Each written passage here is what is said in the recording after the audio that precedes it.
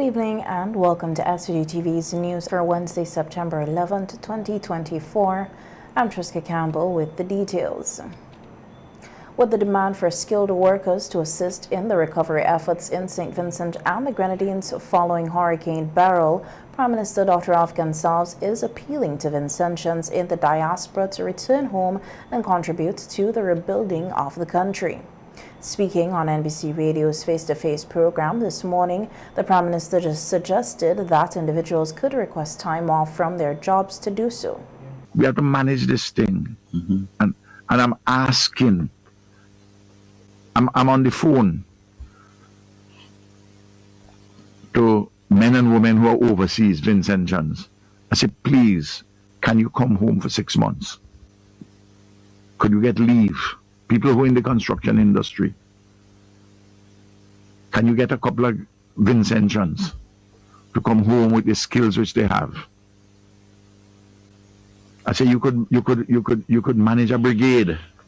The Prime Minister is hopeful that Vincentians likely to return will come from Britain and Taiwan. I write the British government, I want persons from the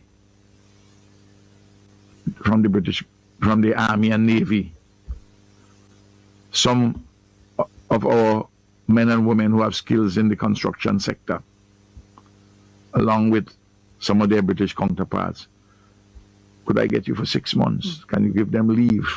I haven't heard from the British government yet. You know, I'm still working through that. I even raised the issue with the Taiwanese. Can we get a group of persons from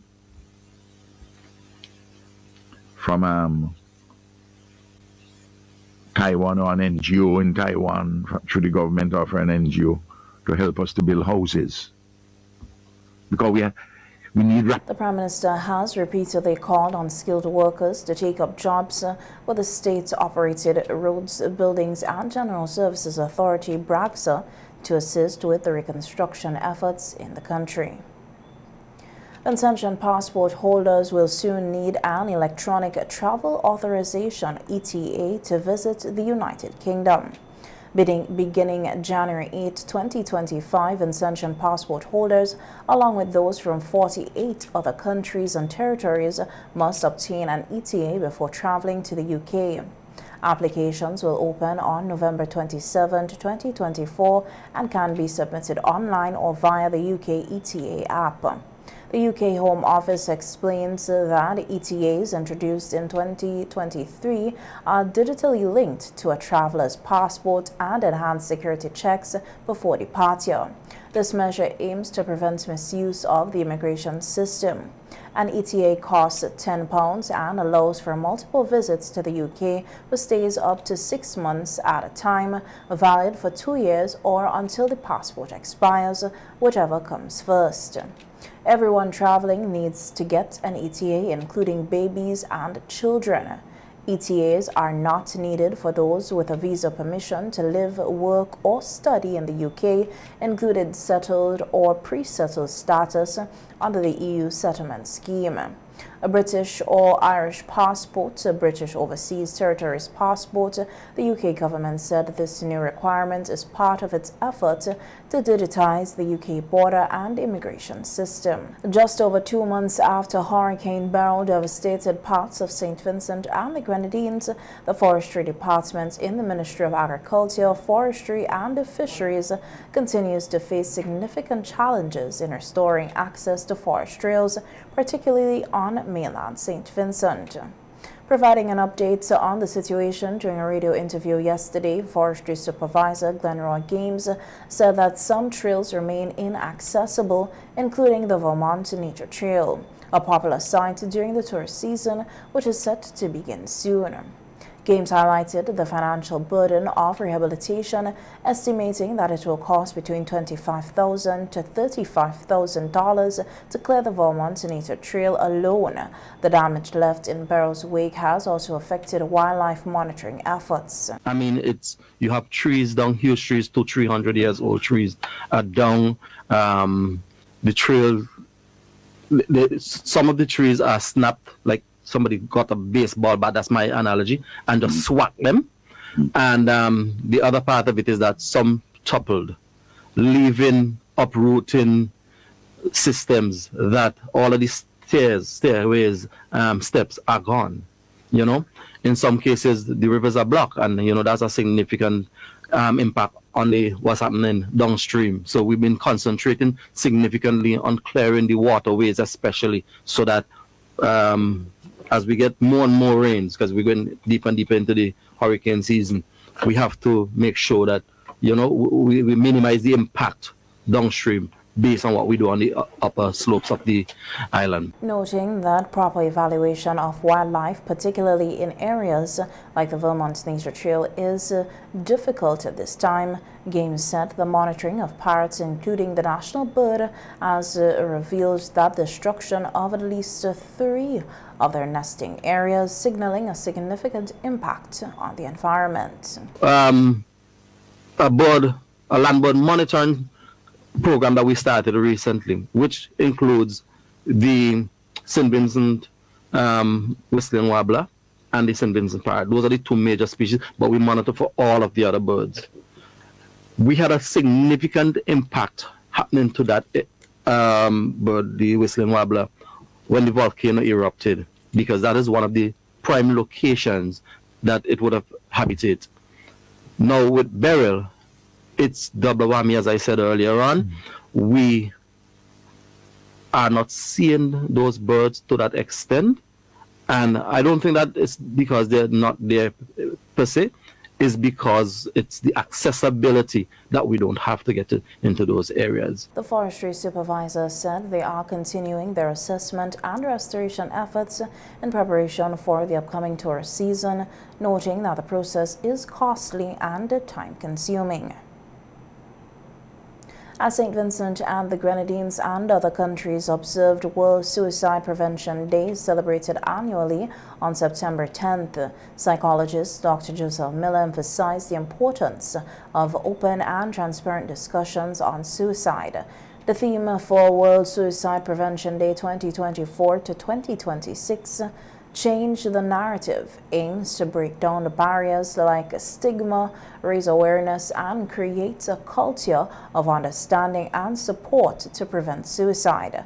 Dr. Miller said the theme resonates deeply with her as it encourages taking action and fostering honest conversations about suicide. She emphasized the critical need for society not only to reflect on the impact of suicide on families and communities, but also to acknowledge how the stigma has shaped discussions on the subject over the years. Dr. Miller called for a shift towards more constructive conversations on suicide, noting that these discussions can help address the challenges related to suicide prevention. Often you hear, can we actually prevent suicide? And whilst we may not be able to prevent suicide 100%, because it will mean being with someone 24/7, it's important to understand what are the risk factors, what are the things that would likely make somebody at a higher risk for actually committing suicide. So we want to have conversations surrounding depression and anxiety, have conversations as it relates to self-mutilation and how persons manage stress and how persons manage their anger. We have to look in terms of normalizing certain things so that even if we speak about suicide, it's not an indication that we are encouraging someone to commit suicide. We have to be able to confront the issue in such a way that persons can be able to talk about what they are going through and having a listening ear. Regarding awareness and understanding of mental health issues which have evolved over the years, particularly in relation to suicide and its prevention, Dr. Miller said it is important to educate the public about the importance of showing compassion and being kind to each other. We have seen where persons have become a bit more open as it relates to, seeking help, seeking counseling. But as we have come a very long way, we still have a long way to go. Because because one of the other things we have to be mindful of is the contributing factors such as substance abuse, anger management, and all of these things. These are conversations that we can never get tired of having, because once these things are continually being seen as being pervasive in our society, issues of suicide and mental illness and other things are always going to be there. So we have indeed come a long way in terms of changing the conversation, changing the mindset surrounding mental illness. But we do have a lot more work that needs to be done, and it's an everyday thing, and it's an everybody thing. It's not just a case where it's the mentally ill and the doctors only, but everyone is affected, everyone is impacted, so we all have to be a part of that conversation. Well, Suicide Prevention Day, endorsed by the World Health Organization, focuses attention on the issue, reduces stigma, and raises awareness among families, organizations, governments, and the public, delivering a unified message that suicide can be prevented. Less than 20% of men have accessed the adult and continuing education programs, presenting a challenge for the Department of Adult and Continuing Education.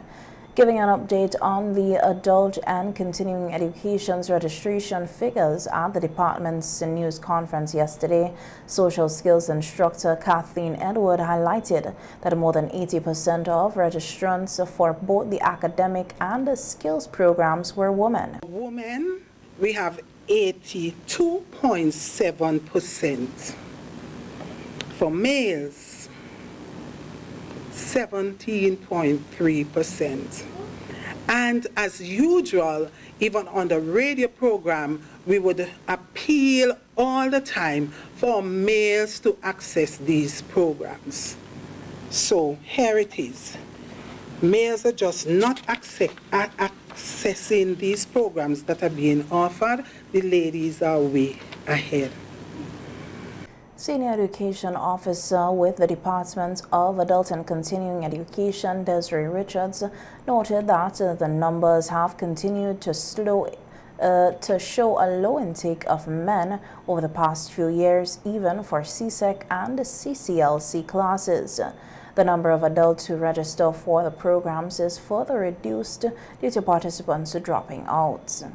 So academics 2018 to 2019, we had 93 males as opposed to 477 females who registered for academic programs. That's a total of 570. So those are who are enrolled, and those who actually completed, we had like 76 male as opposed to the 93 who started, and 221 females as opposed to the 477. So there's kind of a high attrition there.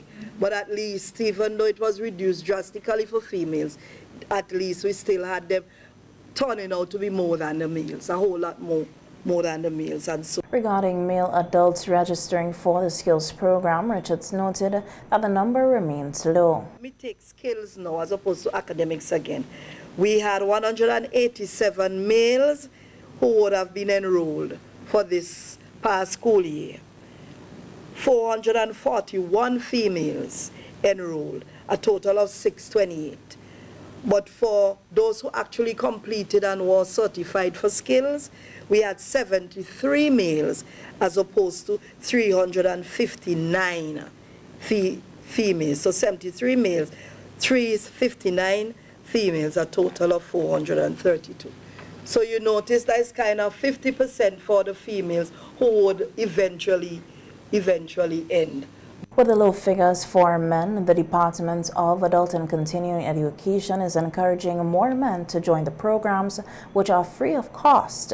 This week, being Adult and Continuing Education, the department continues to register adults for various programs, which will be held in all 9 zones across St. Vincent and the Grenadines. Over $3 million has been spent by the government so far on renovation work at the former Teachers College facility in Arnisville, which is now being used as a temporary school for students from Union Island after it was ravaged by Hurricane Beryl.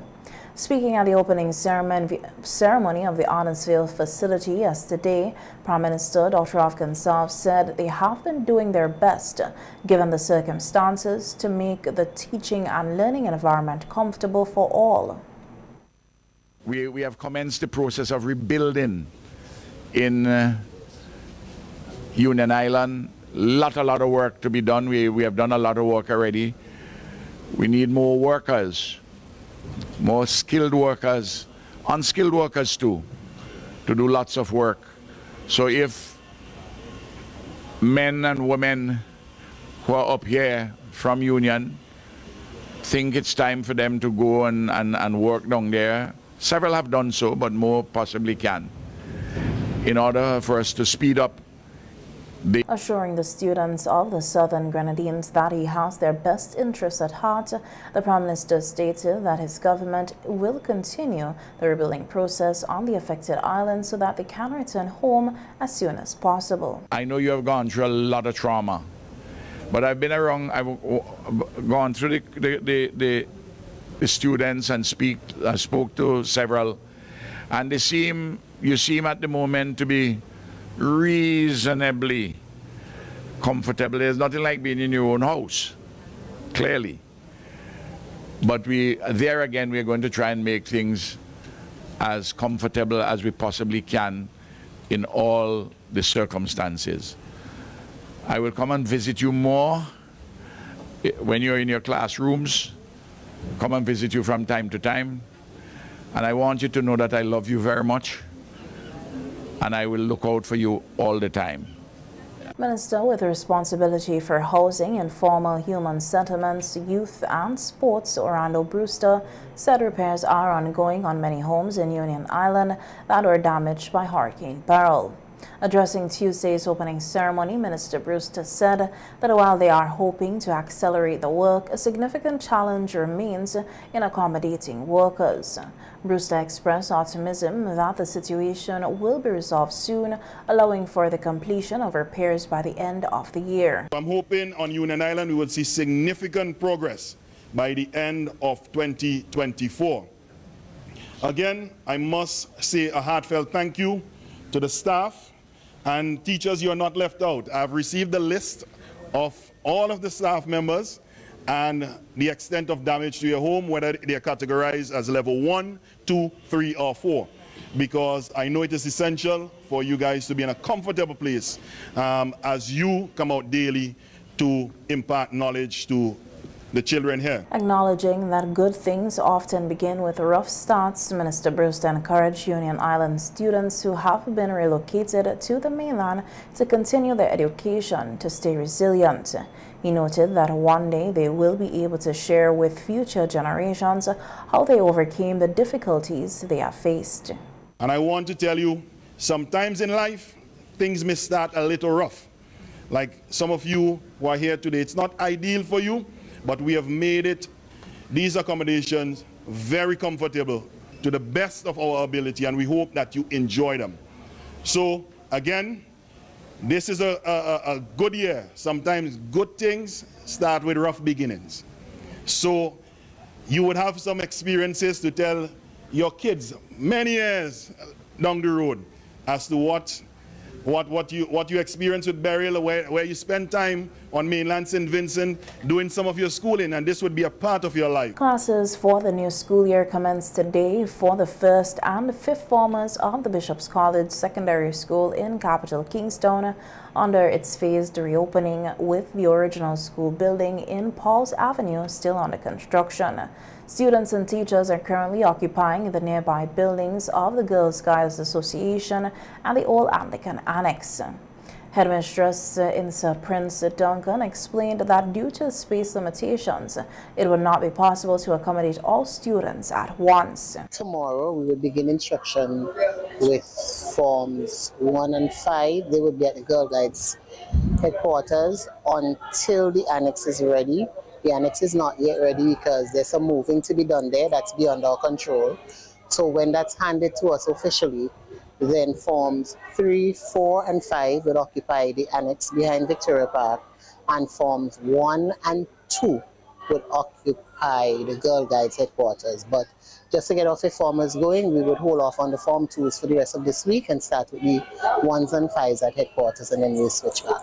Noting that the original school building is unlikely to be ready for the reopening by the scheduled date of September 16th, Duncan said that having a backup plan to use the Girl Guides Association building and the former Anglican Annex was a wise decision. So it's a good thing that we had our plan B in place, but I mean, things happen. They have procurement issues to deal with. They have to deal with weather conditions. There are a lot of moving parts. So I know the workers, they are doing the best they can, and they're working as fast as they can. We're grateful for the work that is being done. So in the meantime, we just put some plans in place to make sure the children are in school and that they're not delayed too much more. When we're going back there, no, we don't have any set dates yet. That is why we sought to put our plan B in place to make accommodations for students until whenever that time is. We're not too sure how soon that would be. Duncan added that the phased reopening of the school was a practical approach given the circumstances. The Sandy Bay Secondary School, one of the rural secondary schools, made a notable improvement in the 2024 Caribbean Secondary Education Certificates CSEC examinations, attaining a pass rate of 73.64% compared to 55.83% the previous year, increasing the pass rate by 17.81%. In a telephone interview with SVG-TV News, the Deputy Principal Raquel Foster Warwick said they had high expectations for the students who sat the 2024 CSEC examination. She added that they are pleased with the results and will continue to work hard to further improve their performance next year. Well, definitely a need for us as a group of professionals to continue to carry out our duties as such. For parents to understand their role in all of this and that they would support their children, even though it's a situation that in some instances they may not even be able to help academically, they continue to support in terms of emotionally, in terms of financially. Simple thing as maybe staying up with them at night when they're doing homework or studying for their exam. And presently as a staff, we're trying to ensure that we try as much as possible to maintain a structure that that the students would understand that once they work hard, that success is attainable. Addressing the low percentage pass rates in mathematics, both island-wide and across the region, Warwick acknowledged that mathematics is not a favorite subject for many students, which continues to affect the overall pass rate. There is a need, I think, at the primary level and within our homes for students to understand the importance of it, but more so for students to develop a love and an appreciation for it. So maybe we need to find new ways to teach it and to create that sense of, love for that subject area. Many of our teachers give off their personal time, so they would come in on a Saturday, and I'm sure other schools do this, but they would come in on a Saturday and work with students. A countdown, so there was a calendar in the staff room, and we first tackled targets for SBA, so each SBA was given a different deadline so as to not put pressure on the students. And once we saw the completion of the SBA, we crossed it out and we moved on, and then once they were cleared, it was then the calendar was just basically countdown of weeks before exam in terms of practice and maybe going over topics in preparation. Although the Sandy Bay Secondary School did not receive any passes in mathematics this year, Warwick said that they are actively working to improve performance in this weak subject area as well as technical drawing. All of the other subject areas were above 60 and to 100. We had several with 100% pass rate. We're expecting them to do well. We're expecting them to keep this standard and probably go higher. You know, if it's one thing, if I could share that in terms of even the fact that students were not able to attain that grade 3, many of them received grade 4s. So it wasn't a situation that it's hopeless, you know, and I'm encouraging them to ensure that they prepare and take the exam again. The opportunity is there for them to return to school. Besides that option, there are also classes in terms of adult education. I really encourage not only my students who just recently left, but generally as a public, for us to continue to seek avenues to gain academic qualifications or technical qualifications in this day and age.